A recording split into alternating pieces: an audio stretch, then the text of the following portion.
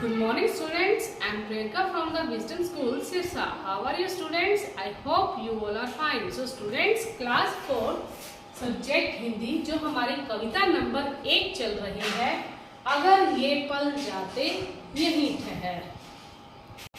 देखिए कविता नंबर 1, अगर ये पल जाते यहीं ठहर। देखिए स्टूडेंट्स, ये हमने 3 पैरे जो हैं, इसके 3 पैराग्राफ हैं, 1 2 3 ये भी है, और ये हमने इसके किए थे। और देखिए किस प्रकार हमारा कवि अपने बचपन के बारे में, कवि बचपन की कल्पना कर रहा है कि काश कि ये पल यहीं ठहर जाते। और आइए देखिए स्टूडेंट्स, अब हम आज यहाँ से रीड करेंगे।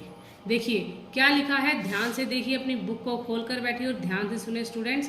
ताल तलैया में कागज की नैया का तैरना। ताल तलैया, छोटे बड़े तालाब होते, ताल होता है छोटा तालाब और तलैया होता है बड़ा तालाब। में कागज की नैया का तैरना, कागज की कश्ती बनाकर उसमें तैराया करते थे हम बचपन में। अब आगे देखिए, कुत्ते बिल्ली बछड़ों को ललकार खूब दौड़ाना। अब कुत्ते बिल्ली बछड़े, जो गाय के बछड़े जब आते थे तब क्या करते थे, उन्हें भगाकर उनके पीछे उनको खूब दौड़ाते थे और उनके पीछे भी भागते थे।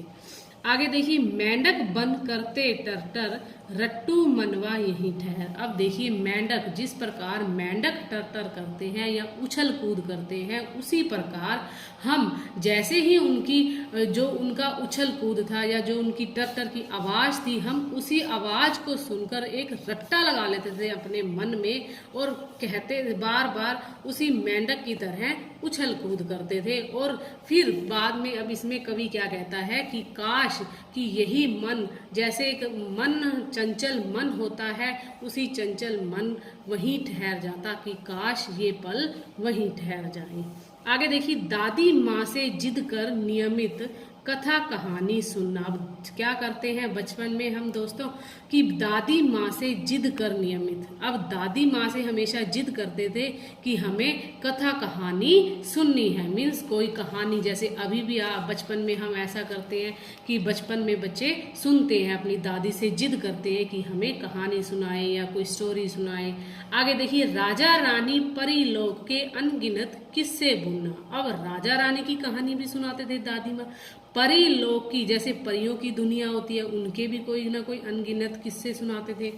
अब देखिए, परी लोक के गीत किस्से सुनाना और परियों की दुनिया के अनगिनत किस्से बुनना। अब देखिए, परी लोक, जैसे परियों की दुनिया की कहानियां सुनाते थे, उनके अलग अलग अनगिनत किस्से, और उसी से ही रिलेटेड कोई और बातें ऐसी आती थी कि जो हमें सुनाते थे वो।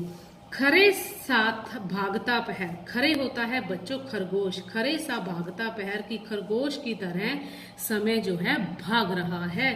रुक जा, अब कवि कहता है कि रुक जा, थम जा, यहीं ठहर जा। अब कवि ये कल्पना कर रहा है कि काश कि ये पल जो है यहीं रुक जाए, थम जाए और यहीं ठहर जाए। तो स्टूडेंट्स देखिए, जो समय है वो कभी रुकता नहीं है, वो निरंतर चलता रहता है। तो जो बचपन का जो पल है, इसमें हमारे कवि ने बहुत अच्छे से इसे दर्शाया है कि काश कि ये बचपन के जो पल हैं इसे हम फिर से जी पाते। तो स्टूडेंट्स, जो आज जो ये हमारी कविता है यहीं खत्म होती है। देखिए इसके कुछ शब्दार्थ हैं, मैं आपको ये आज करवाती हूँ, आप ध्यान से करिए बेटे।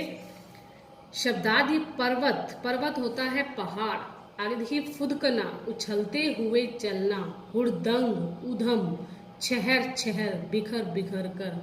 संग, संग होता है साथ। बतियाना, बातें करना। भरमाना, भ्रम में डालना। ताल तलैया, बड़े और छोटे तालाब। ये हमारा वर्ड आया था अभी। नेक्स्ट, नैया, नैया होती है नाव। नियमित, नियम के अनुसार। परी लोक, परियों की दुनिया। बुनना, रूप देना। खरा, खरा होता है खरगोश। तो ये स्टूडेंट जो आपके शब्दार्थ हैं, आपने कविता नंबर 1 के अच्छे से इसे राइट करने हैं। आगे देखिए, लक्कड़ सुंघवा, एक शब्द जो आया था हमारा लक्कड़ सुंघवा इस कविता में, एक काल्पनिक पात्र जिसका उपयोग बच्चों को डराने के लिए किया जाता है। अब देखिए, लक्कड़ सुंघवा एक काल्पनिक पात्र, मतलब एक पुतला बना लिया जाता है जिसका उपयोग बच्चों को डराने के लिए किया जाता है। एंड नेक्स्ट, श्रुतलेख। देखिए श्रुतलेख दिए हुए हमारे पर्वत, गोरैया, पर्वत होते हैं पहाड़, गोरैया एक चिड़िया होती है। हुड़दंगी मतलब शोर करना, शरारतें करना, ये होते हैं आंधी।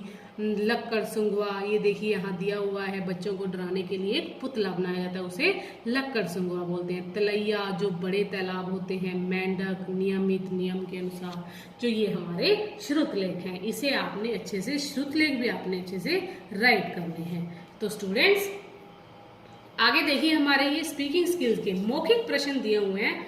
नंबर क, प्रस्तुत कविता में कवि किन दिनों की बात कर रहा है। अब कवि किन दिनों की बात कर रहा है, बचपन के दिनों की बात कर रहा है। कटी पतंग के पीछे कवि किस तरह भागता है, भागता था। कटी पतंग के पीछे कवि किस तरह भागता। तो देखिए बच्चों, कटी पतंग के पीछे कवि किस तरह भागता था, हुड़दंगी की तरह के पीछे भागता था। जब छोटी थी या छोटे थे तब की कौन सी बात आपको याद आती है। अब देखिए स्टूडेंट, जब आप छोटे थे, मतलब अभी भी आप छोटे, और जब आप बचपन में बिल्कुल छोटे थे, तब आपको कोई एक ऐसी बात होगी जो आपको बार बार याद आती होगी, और वो आप मुझे बताएंगे। एंड नेक्स्ट देखिए, सही उत्तर के सामने सही का निशान लगाएं। का प्रश्न है, जीवन जाता यही ठहर का क्या अर्थ है। जीवन का रुक जाना, बचपन का रुक रुक कर चलना, बचपन की ओर आनंद लेना, जीवन का धीरे धीरे बीतना।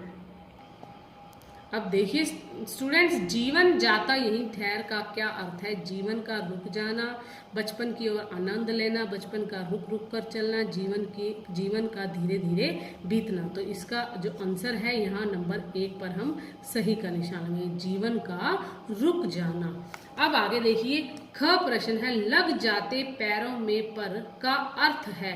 पैरों में पंख निकल आते, काश पक्षियों जैसे पंख होते, पैरों से उड़ना सीखते, या पैरों से दौड़ लगाते। अब देखिए इसका आएगा ये नंबर 4, पैरों से दौड़ लगाते। यहाँ आप सही का निशान लगा लीजिए स्टूडेंट्स। अब देखिए प्रश्न नंबर ग है, दादी माँ से जिद करके कवि नियमित रूप से क्या सुनता था।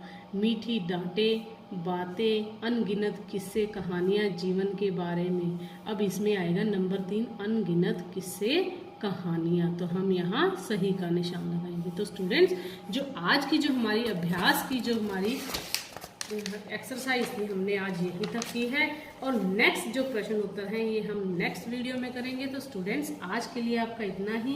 Thank you students, bye, have a nice day.